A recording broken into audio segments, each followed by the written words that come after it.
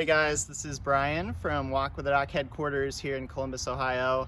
Welcome to another week of the virtual Walk with the Doc series. We're excited to have you with us. I know we've gotten some great emails from people that are really enjoying these virtual events, and even a few people that have now been able to join us for the first time because we're doing these online. So wherever you're tuning in from, thank you so much for being with us today. Here we are, week 4. We are excited for another week. They say everything is bigger in Texas, and that is true of Walk with the Doc too. Big thanks to our friends from the Texas Medical Association who helped make Walk with the Doc a big success. So our leader this week is coming to us from Dallas, Texas.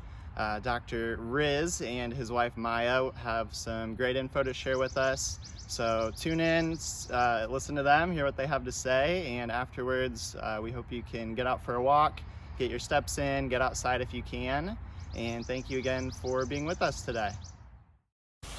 Well, hi everybody. Maya and I have decided to get out and take a little bit of a walk around the park today. It's a beautiful day, although it's a little bit on the colder side. And we've been wearing our masks and wanted to talk to you a little bit about that today.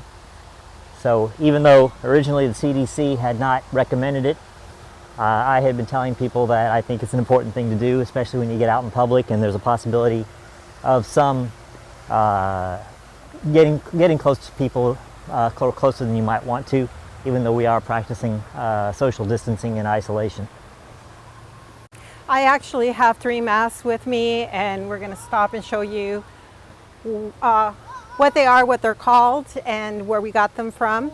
I'm actually going to have Dr. Riz explain what this mask is. All I know is that I've been wearing it, and I actually didn't know how to use the mask. When in the world would I have ever used the mask? And also I found that this elastic is too loose for me, so I'm just going to put it on real quick to show you what I look like.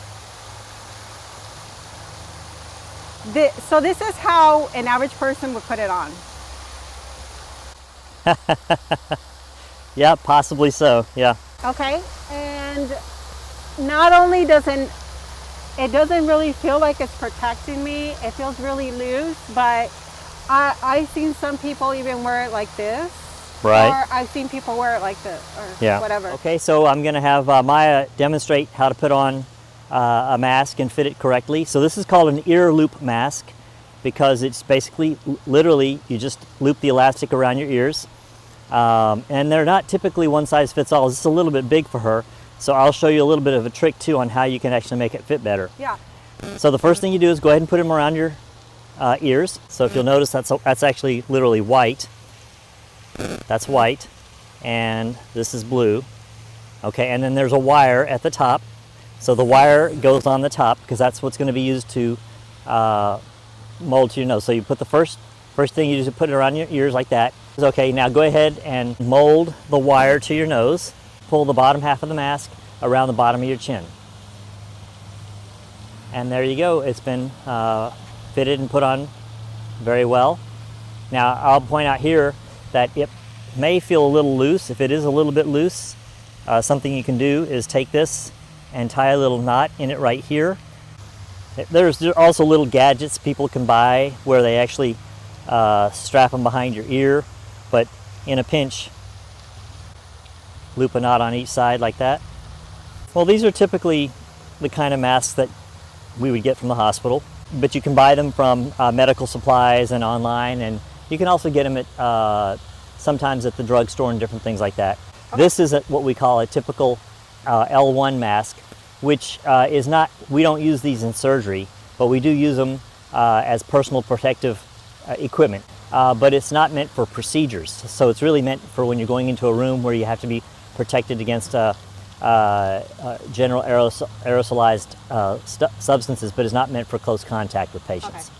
Cool. So now that I made the loops, I'll turn it around and show how it's now going to fit better on Maya.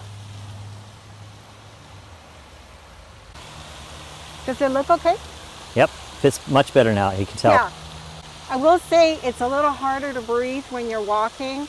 That's the only disadvantage. I actually don't know how healthcare workers can do this all day, but it is a little bit harder to breathe. especially when you're power walking? These masks are not typically used in the hospital because they're not medical grade, but I do recommend that everybody, when they go out, do wear a mask. So these have been good for the community.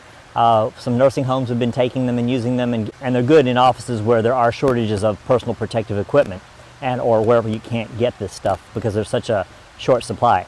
So this does not have the typical wire that you would mold around your nose.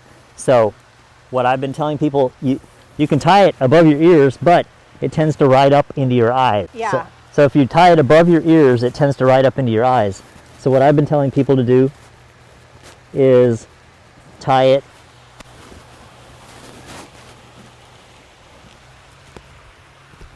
below your ears and then tie the other one upward. Also, so that both ties are behind your neck.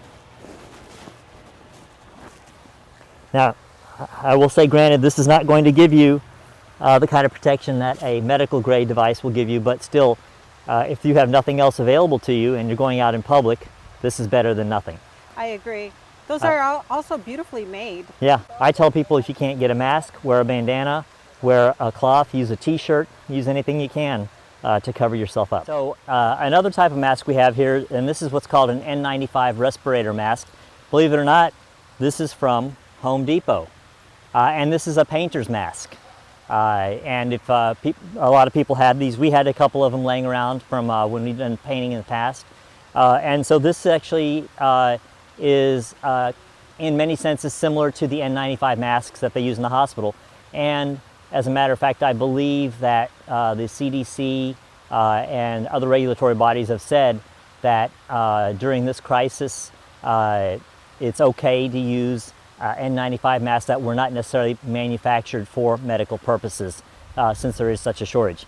So the correct way to put this on is as follows. First off, of course, hopefully you've washed your hands, so that since you'll be touching the outside of the mask, your hands are clean. You would want to have the straps on the outside. Put the mask on like this, and then bring the straps around the top. The next thing you'll want to do is adjust the upper strap above your ears, the lower strap around your neck, and then you take this wire here and you mold it to your nose and your cheeks, and that creates a seal. And now this is this mask is a complete seal and much more protective, not only because of the filtration system, but because of the way it seals around your face, as opposed to the earlier mask we had showed you. So that's it in a nutshell.